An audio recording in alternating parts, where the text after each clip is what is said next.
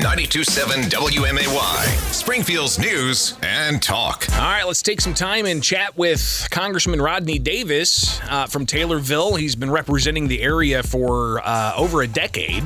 And he's on his last few days as a member of Congress. So we'll talk with him about what's next in the future of Rodney Davis, but also maybe some reaction to some of the top headlines of the day. Congressman, thanks for taking time with us. How you been? Well, I always regret it when I'm done talking to you, but here I am. Oh, stop it. That's not true. You know it. No, seriously, though, thanks for taking time. And, I guess just if you could reflect a bit on where you've come from, 12 years ago or so, being appointed, and then all the stuff you've seen in your time in Congress. Make sure I clarify something that still gets people confused. I was not appointed to Congress. No one gets appointed to Congress. I got named to the ballot and had the luxury of running a 5.5-month campaign that cost about $11 million and won the closest Republican victory in the nation that November.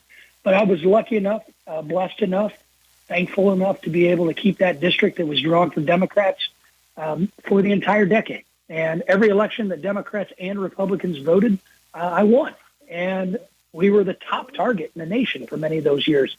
So my reflection is about the fights that we had politically, but also how do you fight politically at the same time, go compartmentalize to be able to get legislative successes. And a lot of the promises I made when I first ran, we actually fulfilled.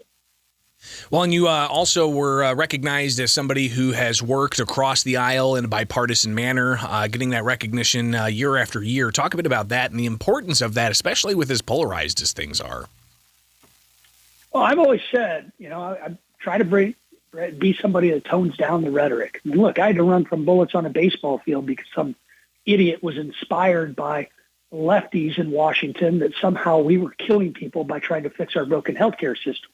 I don't want anyone to have to go through that. No, there should be no political violence on either side. But instead, since then, we've seen polarization get worse, and it's unfortunate. But in the end, bipartisanship, I think, is valued by those voters in the general election. But unfortunately, as I'm a prime example, it's not valued as much in the partisan primaries. And in the end, a lot of that blame has to go to state legislatures, governors who sign more gerrymandered maps that put more polarizing figures in Congress in both parties. So there's got to be some reflection in Springfield at the State House, too, when it comes to their talk about getting rid of polarization when they have made districts elect more polarized people. Congressman Rodney Davis with us on WMAY, reflecting a bit on his tenure in Congress. But I definitely want to get you to react to some of the recent headlines. You just mentioned the Illinois State House. They are looking to ban certain types of semi-automatic weapons. You also mentioned how you were on a baseball field where somebody with a firearm from Illinois going over to the Washington, D.C. area and opening fire on you and your Republican colleagues.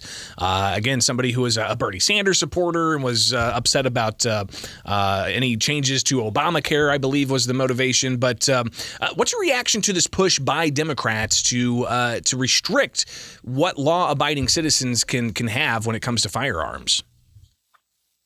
I was running from the batter's box to the dugout and then eventually off the field for safety. And the last thing I thought of was screaming and asking this nut job, hey, do you have a FOID card? Hey, did you get that gun legally? No. I actually solidified my support for every single American to be able to exercise their own Second Amendment rights. I'm a concealed carry permit holder. I wished I would have had the ability to legally carry my firearm from D.C. to Virginia that morning, but I didn't. And I wish I could have fired back, and the brave police officers who happened to be there. And think about this, too, because I didn't do the math until later when I was at a hearing with a couple of other colleagues who were on the field with me that day. And the math was finally done that if those two Capitol police officers, David Bailey and Crystal Grider, were not present that morning, if Steve Scalise would have decided to leave early or go get breakfast, we would have been sitting ducks. And he had enough rounds of ammunition to kill all of us there and shoot us multiple times. When you do the math, that would have actually changed the balance of power in Congress. You want to talk about a constitutional crisis that was avoided that morning, an insurrection in the House that was avoided that morning because of two very brave police officers and three others that came eventually for backup.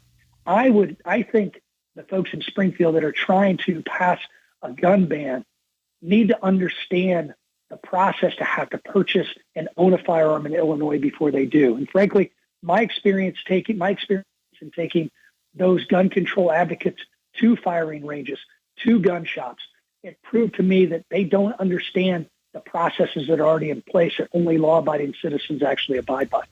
Congressman Rodney Davis with us again. Just a few other issues I definitely want to tackle here with you joining us. You had mentioned insurrection, and you had the January 6th committee file referrals to the Department of Justice to go after the former president and others for a whole host of things, including inciting an insurrection. But you were supposed to be on that committee, right? Does this committee lack a certain amount of credibility because Democrats blocked what Republicans could be on?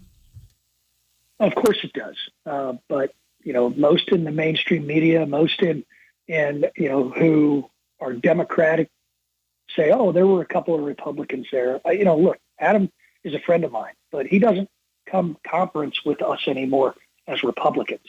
And this is the first time in our nation's history that the Speaker of the House did not allow the minority party leader to appoint his or her own members to a committee or a select committee.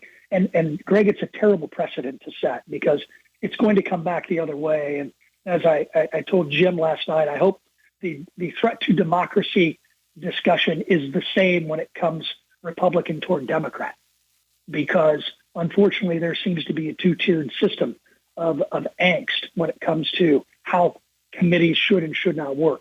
I wish I would have been on it because that report that was released yesterday didn't address the security failures that clearly everyone in the world saw that day on January 6th. And there's nothing mentioned in that report. And that's a travesty. A few other things here with Congressman Rodney Davis on WMAY. I'm Greg Bishop. It is Springfield's Morning News, now 8:30, pushing news back just a few moments here. But, talk about, again, Republicans are going to take over the House, but it's expected they'll investigate the Hunter Biden laptop and what connections the current president had with any kind of influence peddling that's alleged.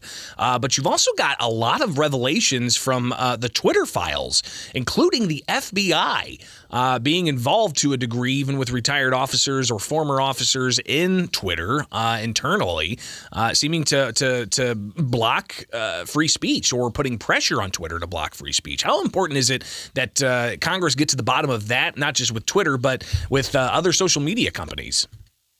It's extremely important. We have to be able to have Jamie Comer as our chair of oversight and government reform, Jim Jordan as our chair of judiciary. But I will tell you, and this is a message to everyone who doesn't think Kevin McCarthy should be Speaker of the House. Well, you know what? We already had our primary for Speaker of the House in our conference meeting, and Kevin got over 85% of the votes. Kevin McCarthy is the only leader that actually won something this election cycle. And he made sure that we won some very tough seats in very Democratic areas because he did the work, he raised the money. If we elect Kevin McCarthy Speaker, when he already got 85% of the members of Congress voting for him to be Speaker, then you don't get any oversight. You don't get to do any committee hearings to bring in the executives at Twitter. You don't get the ability for Jim Jordan to question the FBI officials who moved from DOJ to Twitter. You don't get any committee hearings to address the Hunter Biden laptop. So if you think that somehow Kevin McCarthy is not conservative enough to be the Speaker of the House compared to where we are, you might want to check that at the door if you really care about the issues that you say you care about on social media, that you say you care about when you call into shows like yours and others. Because if we don't have a Speaker, we don't have committees.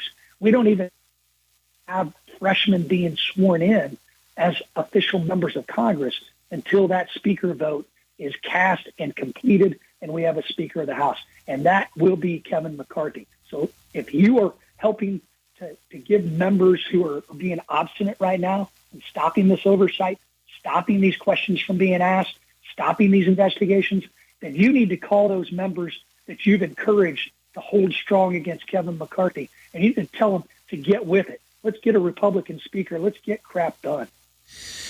Congressman Rodney Davis, finally here. What's your future look like? You want to maybe, I don't know, come do some fill-in hosting here, or where do you see yourself next year and in the years ahead?